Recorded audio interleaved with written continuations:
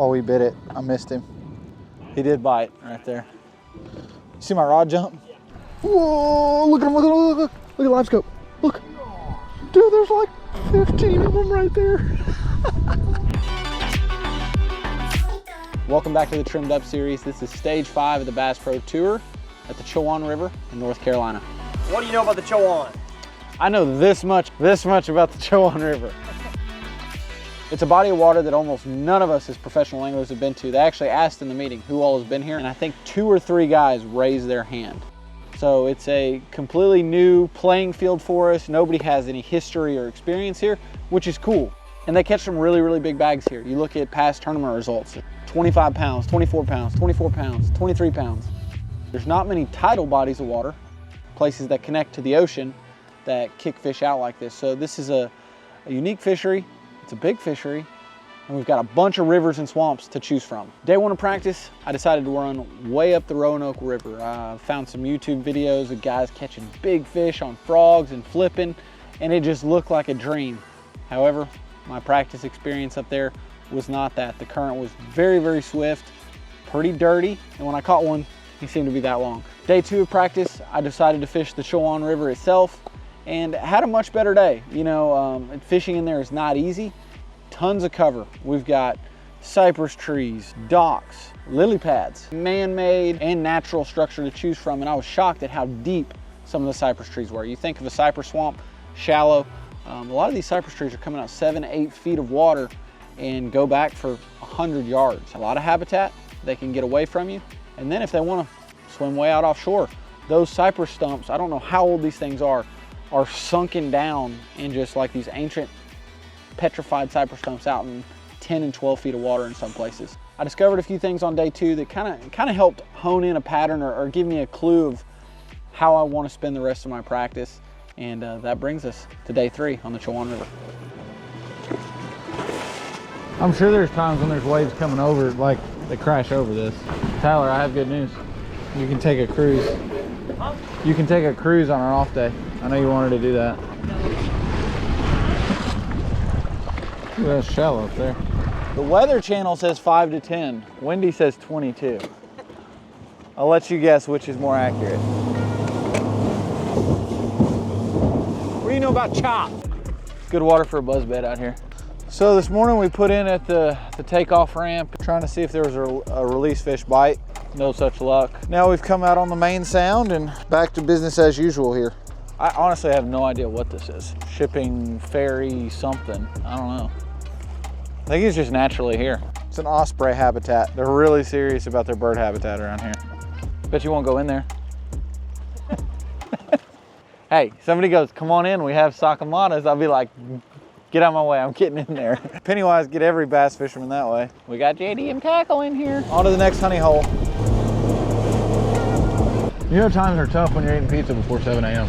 Why is that so delicious? It's really good. There's like 5 of them right there. I don't think he'd score though. They only have to be 1.8. He's not a pound and a half? He's like a 1.5, I think. He's a 1.2. Unscore a ball. Well, so typically you think of drop shot, you think of finesse fishing, and here we've got semi-dirty water, and we've got what we call a bubba shot. I mean, if I'm thinking like John Murray might have come up with it, I'm not really sure. But it's just a bait caster setup. I've got 30-pound Cortland master braid to a 16-pound XTR leader. And one of the things when I'm doing this, I usually like to do it's a fairly short drop shot leader weight. It's about the length of the worm, 5-6 inches. It's just a way to be a little bit more efficient. So we're close to the ocean. There are barnacles everywhere on this stuff. And so just having a little bit heavier line is kind of some peace of mind, you know? There are gonna be some guys lose some really big fish this week because of barnacles and light line. And it doesn't even have to be light line. There's just gonna be guys lose big fish, period. Little bitty. That's not what we wanna see.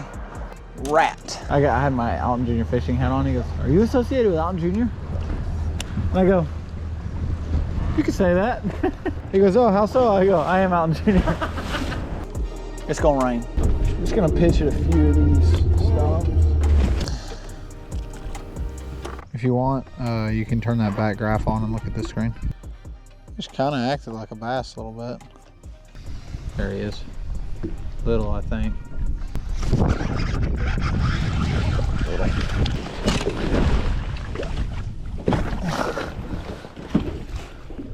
That's what that little fish spit up. Look at this. It's not long and slender enough to be a herring. That's a big old piece of bait fish. I wish he had more color to it. Like had more scales left so I could match his color. That's a dang glide bait. I mean, that's pretty good, right? Yeah. So I've chosen the offshore route because I can't buy a bite shallow. Well, I mean, I've had a couple bites, but it's just been bad. It hasn't been consistent. The size hasn't been crazy good either. I'm scratching my head a little bit right now. I mean, we're getting some bites. Like that fish, I had a good feeling. He was small. I need to throw a jerkbait out here. I need to just go do that for a little bit.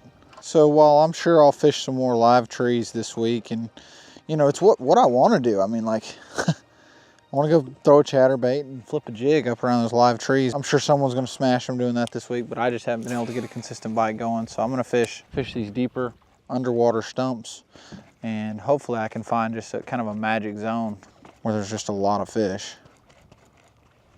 I saw him for half a second there. I definitely moved him. Yeah, there he is. I wonder if I got a different color that these fish may bite better. They don't really. Yeah, they're not really liking this one. Yeah, that's how bad our video is going to be. Action is just retying. I'm literally retying. Tyler goes, "Oh, this looks like action. Look at that thing." I mean, dude, that's what. Hey, ow. Big one. Big one. He's not giant, but he's a dang good one though. There's a Chowan River bass. 3-pounder. And then some. There we go. Nice fish.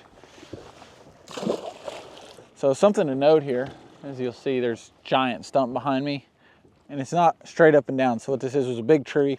The tree broke off, fell head down, and that's actually the base of the tree sticking up. And it creates a different type of cover. There's tall stumps everywhere, but these trees are leaning. It gives the fish something to get under. Horizontal pieces of cover, any leaning timber is always good because it's an irregularity. I don't even want to throw at that. It'd be dumb to throw at that. Or I should have reeled it away from that fish, honestly. Hi. What's you doing? Your hair's crazy, mister. You look like Johnny Bravo. I'm pretty sure there's some around this one. I'm pretty sure that's got to be a bass too. If he starts coming for it, I'm probably gonna pull it away. Oh, he bit it. I missed him. He did bite right there. You see my rod jump? Yeah. Whoa, look at him, look at him, look at live scope. Look. Dude, there's like 15 of them right there. Did you see how many that was? What are those? Gotta be bass, right? What the heck? I was gonna catch them because they were like not on anything. Well, I literally threw it one fish there though. And then all those appeared. Just letting you know, if one flushes this, I don't care if he's 12 pounds, he's getting the business. Well, we were fishing down an outside line out there, and golly, you see that thing was stopped for so long? He's little, but dang. Anyway, we're going down an outside line out there, and just look back and it looked like a little opening to a creek. Sure enough, and we're in a little creek here. It's got some good deep water in it, real pretty. And we got us a bite. So that was cool. Dude, it's 12 feet deep right in front of me. 12? 12.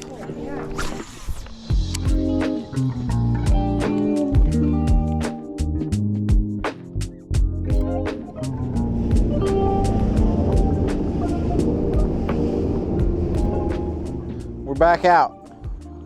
And we might have a fish chasing us down here. Hang on. Looks like there's fish on that little deal. Yeah, we're back out offshore. Story of our lives. We're just scopers.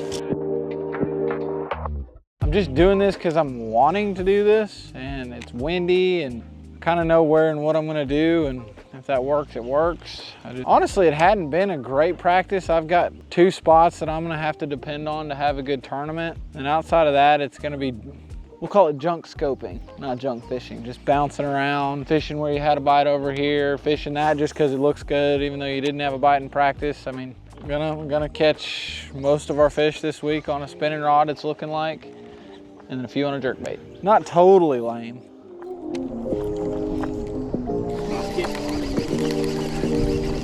Dude, all the videos you see from out here too, whether they're catching big ones or not, they're just they're getting flushed on the top water, you know?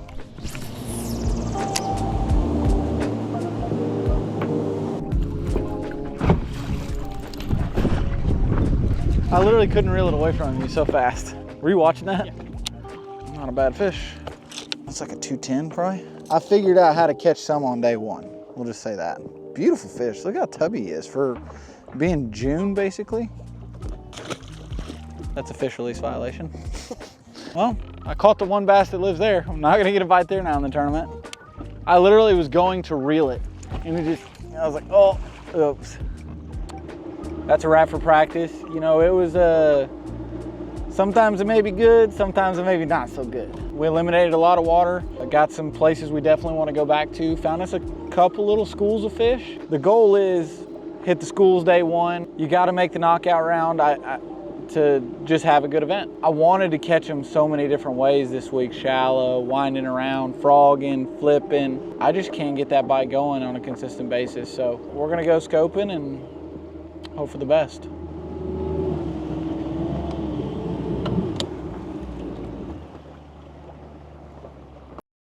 On my bait caster on the pilings, I might throw the bait caster. Well, we're rigging up poles right now.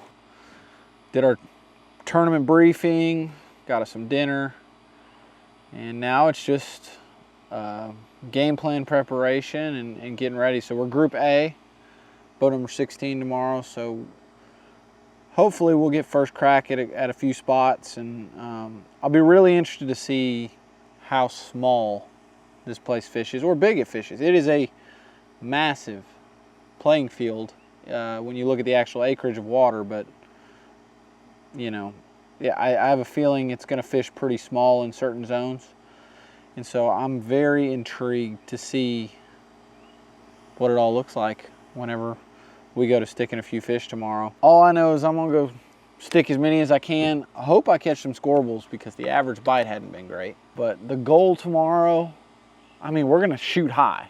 The goal is 40 pounds. You know, if I catch really anything over 20, I think it's a pretty solid day, but 40 pounds would be what I would just be like, no matter what the rest of the field does, I think that would have to be really, really strong. That's my update. That's my cut the video. If you like what you see, be tuned in for more, and we're gonna put heavy hitters right up in here. Yes. You can watch me try to win 100 grand and fail. But we made a top 10, had a good week, caught some big fish. It's a fun video. It's a fun video. So go check it out. We'll see y'all out there. Get off. I wonder if they're attracted to like my wrap.